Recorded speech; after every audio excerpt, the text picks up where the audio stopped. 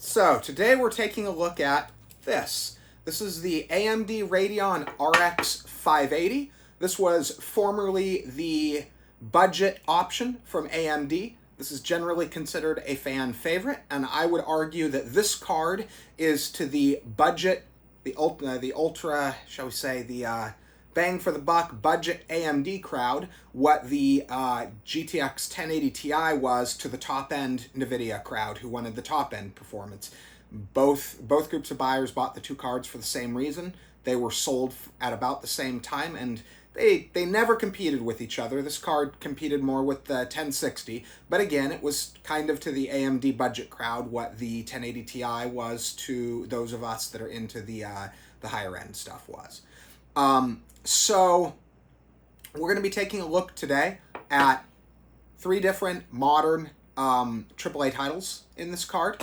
We're going to be taking a look to see if they are playable, basically, and able to provide a reasonably enjoyable experience. So we're going to be looking at Cyberpunk 2077. We're going to be looking at Star Wars Jedi Survivor. And we're also going to be looking at Starfield. And then we're going to be looking at an older AAA title that I strongly recommend that is, in my opinion, a game that should be on your backlog list if you haven't played it yet, which is the campaign from Titanfall 2. And then lastly, we're going to be taking a look at a popular multiplayer online, which will be Fortnite. So we're going to be testing this. The way I'm going to test this, I am not testing this in my top-end build. Actually, I think I tried once already, and there were some compatibility issues with my Z790 board. But that's not a realistic test anyway. No one's going to be pairing this, except, the only time you would pair this with something like a 13900K or like a Ryzen 7950X or something like that is if, like, say you have one laying around and your RTX 4080 has to go in for repair, you might drop this in as a backup. But realistically, this is a card that's going to be paired with modern low to mid-range systems. So for that reason, we're going to be pairing this card with a formerly high-end build, but now it's hardware that, along with the card, you could do the build for probably around $500 or less. So we're going to be pairing this with my old X299. That is it's going to be a 9th gen chip. So this one's going to be a 10-core i9-9820X. It's going to have 32 gigs of RAM, and the game will be running off of a NVMe M.2 SSD. So, most of my friends, most people I know still consider that a high-end system. I think those of us that build systems and are in the know would consider that moderate. It's not quite low end. It's not quite high end. The Skylake architecture has been just massively devalued and is just considered obsolete at this point. But a 10-core i9 9th gen is still considered a good, viable chip, and I've had good luck testing with it. So that's what we're going to test with today, just to give kind of a better idea of what a normal person who pairs this with, say, a 10th gen i5 or 12th gen i3 or like their old 9900K or something like that. That'll give a better idea of the kind of performance you're going to see under those circumstances. So let's get to the game. Let's have a little bit of fun and test and see how the RX 580 fares in 2024.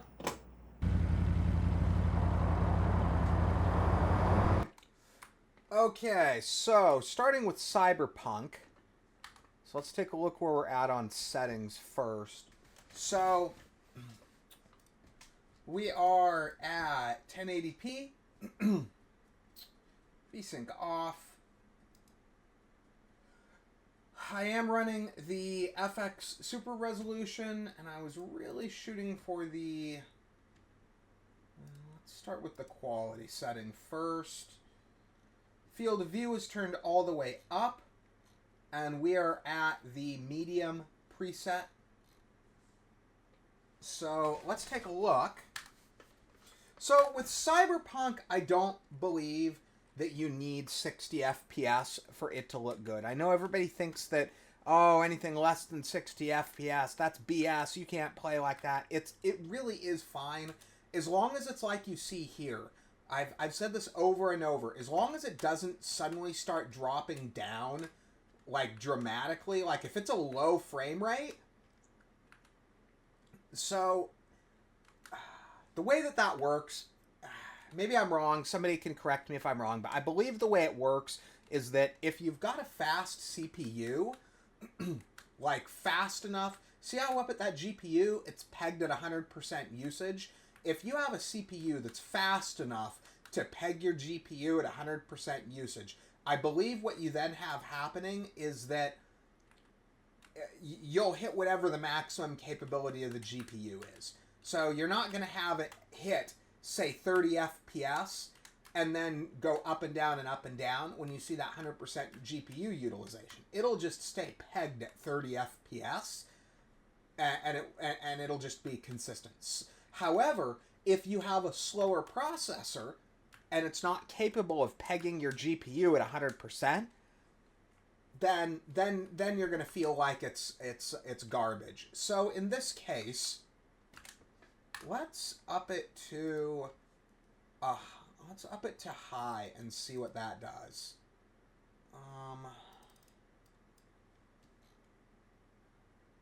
Not a fan of film grain. Depth of field. Motion blur looks terrible on this. So let's try that and see what that does. Okay, so again, it's about 10 FPS lower. And I think we were at,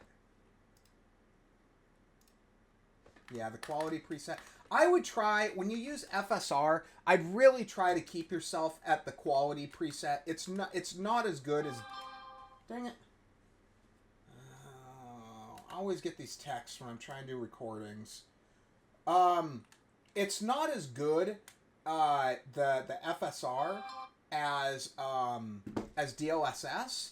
DLSS, I can use several different levels of the upscaling. Like I can do the balanced or even the high performance, and it doesn't seem to affect it as much. But with FSR, it affects it a lot more noticeably the higher the level of the upscaling you go. It's absolutely a game changer for a video card like this to even be able to use that quality, but it does still have, it is still a lot weaker than DLSS. So you want to use that as just kind of the difference between being able to run at a setting in tier level and not, but you really want to be using that quality setting. Maybe balanced. I've seen a few circumstances where balanced is better off than the alternative, but usually you want to keep it at that quality setting. So I'm going to say on the very outer edge, and I'm going to define 1080p. I'm not going to put a frame rate definition on enjoyable because it really just depends on the game. It depends on how solid your computer can hold the game at lower FPS. So I'm not going to put an FPS number, but as far as enjoyable for this game, I'm going to say 1080p and some form of smooth frame rate, and I am going to say that that's not going to be below 30. Smooth frame rate is going to be nothing below 30 FPS. Oh, this is weird. It's running. Interesting. Yeah. So in this case, your status for this game is 1080p, medium to high setting, with FSR. So I'm gonna say this is definitely a enjoyable game on this. If you're not one of those people that needs absolutely all the eye candy, but it's mostly there. The experience is mostly, oh, there it goes sailing through the air. The experience, oh, and I just got hit by a car. Look at that. See, if I hit somebody in a car, then the police get called. But these other a-holes, they hit someone in the car, they just hit me and kill me. That's great. But anyway, okay, let's get on to the next game. That was enough of that. That gives you an idea. So this is the next one we're looking at. This is Jedi Survivor. I'm looking at Jedi Survivor because it does have a reputation for pulling a lot of performance. And you can clearly see it here. This does not look as good at low frame rate as as... Oh, where's my map? I'm supposed to have a map. What the heck? Yeah, this definitely does not look as good as Cyberpunk at a lower setting level. And we're as low as I can really go, too. I mean, we're at... let me see here. The heck is it? No.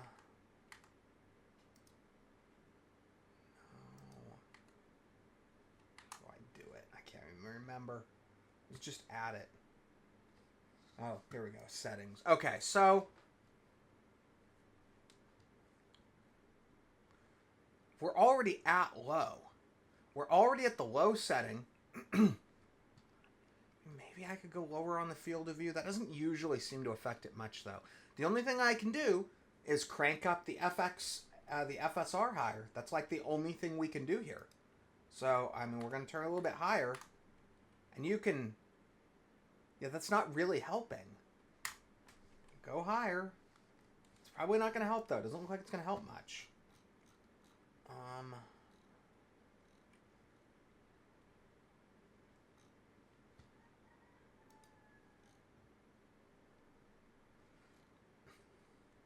Let's see. Where are we? Okay, there we go. So, let's do that. Let's go down to performance. See what it does.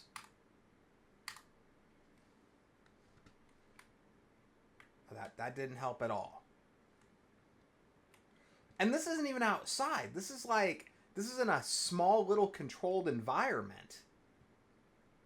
Maybe it doesn't like FSR. Let's try turning FSR off completely and see what that does. Maybe that's making it worse. It's always possible. Sometimes when you use something like that, it'll make it worse if it doesn't really like it. So let's try turning it off and see what happens.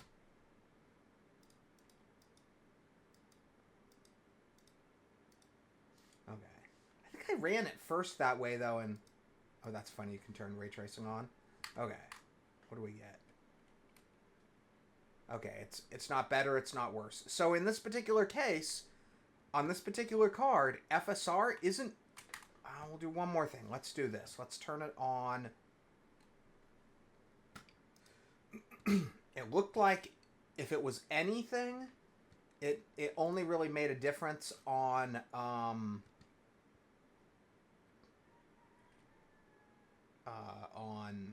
the lowest amount of FSR. Where the hell did it go? Okay. Let's do that. Let's see if we can actually turn anything all the way off. Yeah, there's nothing there's nothing currently on low that we can just completely kill.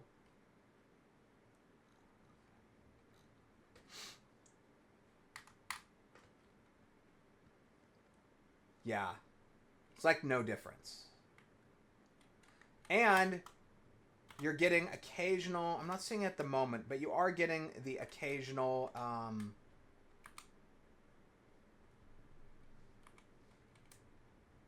the occasional stutter. So, there are channels out there that specialize in ultra-low setting, ultra-low frame rate gameplay. That's not what I do. My goal is to get these games to a playable, low setting without completely compromising the visual quality of the game and without going sub 1080p. And that's anything below that. I understand that some people are happier below that and that there are things that you can do, but that's not what I'm doing here. Again, my goal is a mainstream experience that a normal person with normal skills can do. I don't want people having to go in to edit settings and stuff like that. It's not my thing. That's not what I do. So I'm going to give this game a borderline. It's very borderline. Let me see if I can get outside. Where's my outside? Where is it wanting me to go? There's supposed to be a real-time map, I thought. Wants me to go this way, apparently? I thought I already did that. Yeah, like, you can see. Like, you can see the slowdowns. Like, Cyberpunk at 40 FPS, at a solid 40 FPS, is actually playable. This really isn't.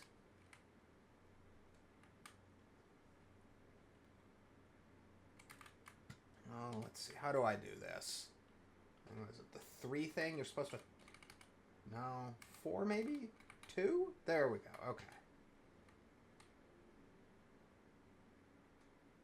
Let's see what it does when it shows me interaction with the other characters. Let's see what we get. I agree, but how can we be sure it's safe? We cannot. The network's resources are stretched thin. Some local leaders are unwilling to accept the risks. And look, it's the dude that was on Stargate. What's that guy's name? Braytac! It's Braytac! Let's see what it does. It might be pre-rendered cutscenes too. If it's pre-rendered, then it doesn't really make any difference. Yeah, I mean, it's playable, but it's really right at the edge. So I'm not gonna say unplayable, but I'm gonna say real borderline on this one. So take that what you will. I would say don't play this game on your RX 580. It's gonna compromise your experience. Wait until you get something faster. So let's move on to the next game.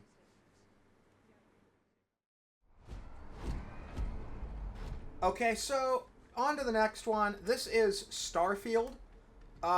There's some interesting options going on here. It is running... We're basically as bone stock as we can, as low as we can get it. So taking a look at the settings, low settings. Let's see here. Yeah, low setting. It looks like it's running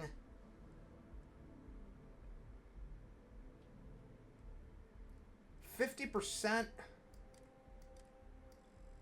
on the resolution scale. I'm assuming that's tied to the FSR 3.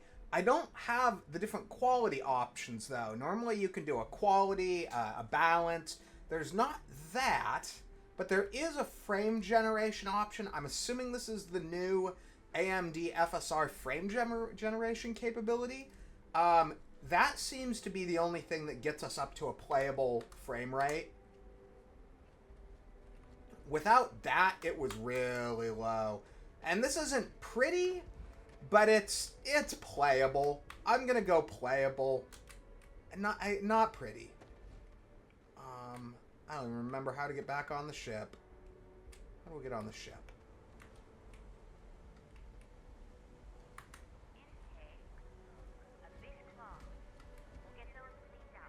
I don't even know what I'm supposed to be doing here. I think I'm supposed to be leaving.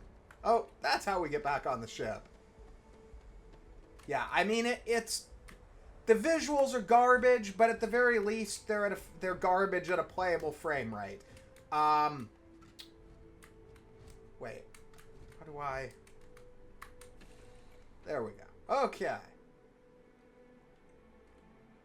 I think I just fended off something or another, and now I'm supposed to go somewhere else. Yeah, I mean, it does not look pretty, but it's a little bit better than Jedi Survivor was. So I mean, I'm gonna give it a playable, but only if.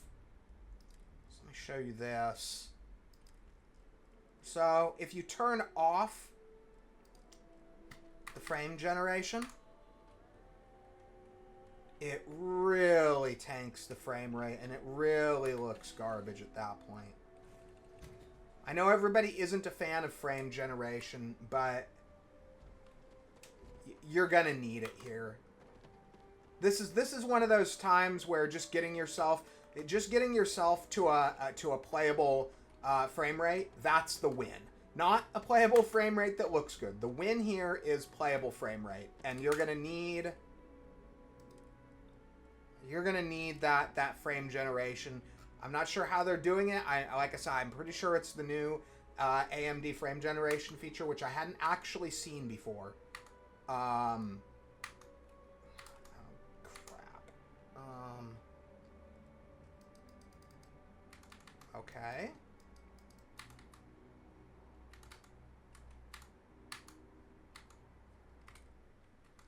Ah, there we go. Okay. I guess maybe we can do this. Maybe we can turn the settings up a little bit since we're hitting that high of a frame rate with frame generation. Let's try that. Let's do this.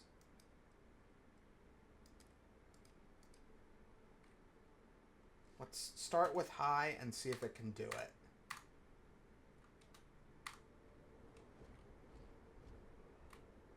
Oh, yeah, and I gotta turn that frame gen and the FSR on. Okay, so high preset. Frame generation on. That might help. Okay, let's see what we got here now.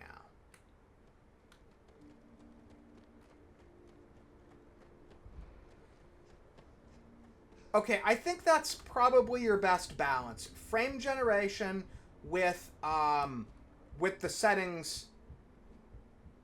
Oh, and look at that. We are maxing out the GPU RAM too. I didn't notice that. Yeah, so we're more than maxing out GPU memory.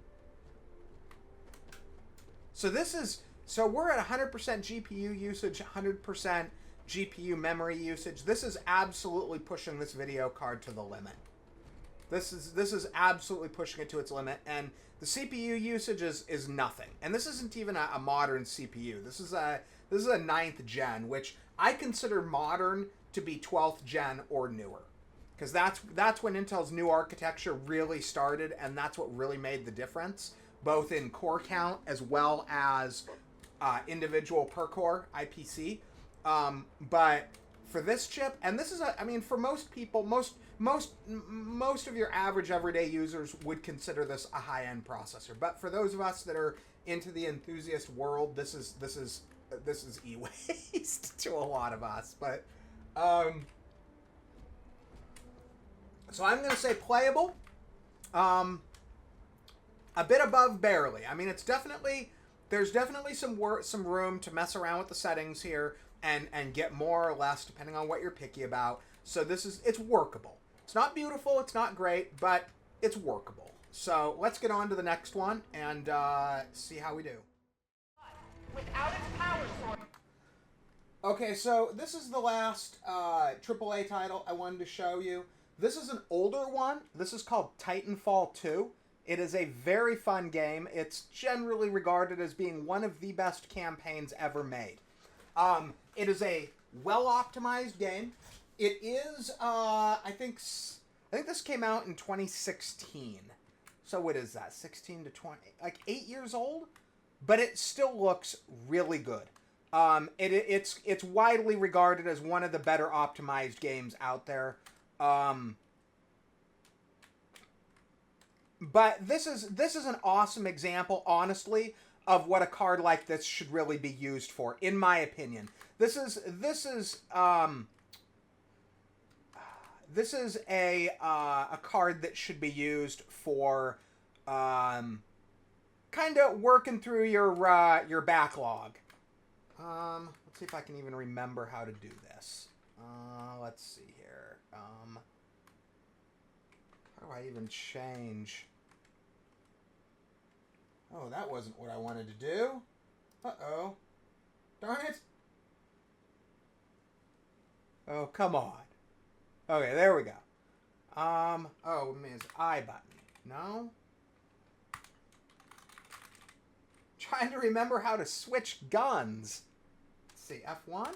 Oh, there we go. Okay, we want our ion cannon. This is my favorite gun. So, we're not totally maxing out the frame rate, but we are, check this out. Oops. So we're running at our native res, and everything is completely maxed out. So this is running max settings, and any game from this type of generation, it's gonna look like this. So anything that's that's a couple generations old, a couple years old, 2016, 2017, 2018. So you're talking your Battlefield 1, Battlefield 5, stuff like this. Call of Duty. These games are all going to run really well. And I really think that again, this is the type of card that you buy for this kind of stuff, just to play your backlog, maybe until you can get a better card. These games are a ton of fun. They look good. I mean, come on. Come on. Look at how this looks. This looks incredible. This is actually one of my all-time favorite games. I absolutely love this campaign. This is a ton of fun. You know, same thing with Crysis 3. Crysis 3 used to be one of those games where you really needed some horsepower to drive it, but today, any random old computer and video card will run Crysis 3. So definitely have some fun with some games like this. Ooh, I get my laser. Oh, I'm going to take this guy out. Oh, these guys are done. If I'm not done first. I think I set it to the hard setting. It's been a while since I really played this game. This guy's going to take me out. Okay, I'm toast. It's been a while. It takes me a bit to get into a game. But yeah, so this gives you a good idea. This is the type of game that I really think you should be playing with this with the RX 580. As you saw, the current generation stuff, some of it's playable, but a lot of it's really pretty iffy, to be honest. You can get it to run. You can do the ultra low frame rate, ultra low setting gaming thing if you really want to. If that's really your thing. But you shouldn't be paying much for an RX 580, and from what I've seen, an RX 580, from what most people want for them, you can get a better video card for about the same money. So talking like a GTX 1080 would be a better, or I'm sorry, you're not going to get 1080 for the same price. But you'd probably find if you look around like a 1070 for about the same price, most people with an RX 580 want for theirs. So, you know, $50, $60, something like that. I wouldn't pay more than like 20 or 30 bucks for one of these cards, but the reality is probably no one's going to hand over an 8 gig moderately modern video card that has as good of a reputation as the RX 580 generally does for a price you're going to actually want to spend on it. So just be wary of that. But anyway, we're going to do one last game. We're going to do Fortnite. To give you, I know a lot of people say, oh, Fortnite doesn't require much horsepower, but it does need good frame rate to run at a competitive level. So we'll get to Fortnite and see how that runs. Okay, guys, so we are running Fortnite here. It's definitely not, I mean, it shows decent frame rate, but it's really kind of a little less than ideal. It's a little, I don't know. I think the frame rate is just too inconsistent or something. This is the second time I've tried to get good video with it, and it's just not good. I play all the time on lower end NVIDIA cards than this. I'm not going to go so far as to say it's unplayable or anything like that. It's just not good. Yeah, so we'll play for a few minutes and just kind of give you a feel if I can survive long enough. I seem to be losing a lot here, but we'll see how it runs. And it does this. The NVIDIA cards I test don't have this problem. The moment I touch the audio, I gotta do all kinds of weird crap to get it to not tweak out. And this is a glitch. Like, this is a glitch. I mean, it's probably not going to affect you if you're not game testing like I am, but this is really frustrating. Anyway, so the volume is as high as it's going to get because I'm not dealing with that again. It does that every time I touch the volume. Anyway, let's get to it.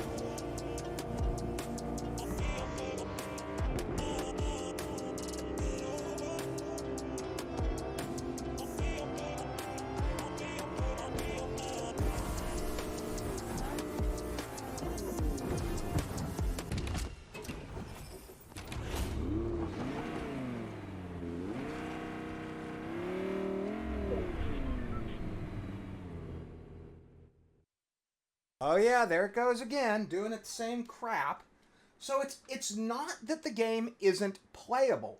It's just this is a good representation of the odd problems that I have with this card that makes it less than completely usable.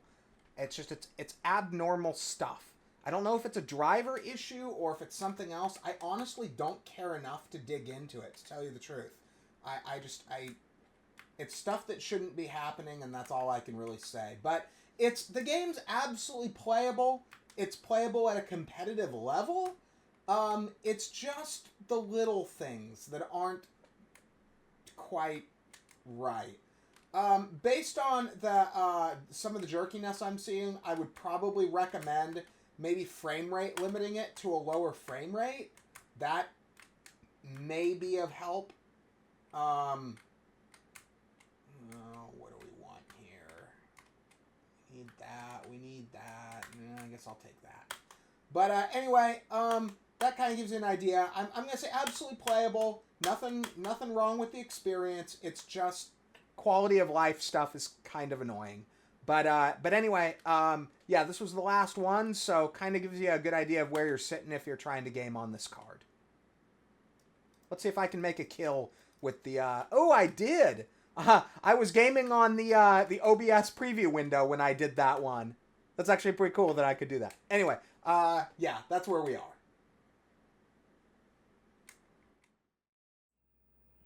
So, as you can see, for the most part, everything was playable. The only one I was really, really iffy on was Jedi Survivor. And that is a current install, and supposedly, I believe they have supposedly fixed most of the initial performance issues. So if it still can't really function on it at this point in time, I really don't think you're going to see a point where this video card is really going to be a good option. But the other, what did I do? 5 others? Yeah, 4 others. I think 4 others. The other 3 or 4 or 5, I can't remember. I did so many of them. The other ones that I tested, though, other than that, I was happy with the exception of a few quality of life issues on Fortnite. But as far as actual playability, ability to play at a competitive level, and just overall visual quality, it was acceptable. It just watched the video, but I had a few minor gripes with it. But it was I'm not going to classify it as unplayable. It was playable, and you could win. I think on Fortnite, I didn't video the whole match, but I think I ended up with 8 or 9 kills and like a 3rd or 4th place finish on that match or something. So absolutely there was some competitiveness there. But I hope you guys like this look at the Radeon RX 580, and thanks for watching.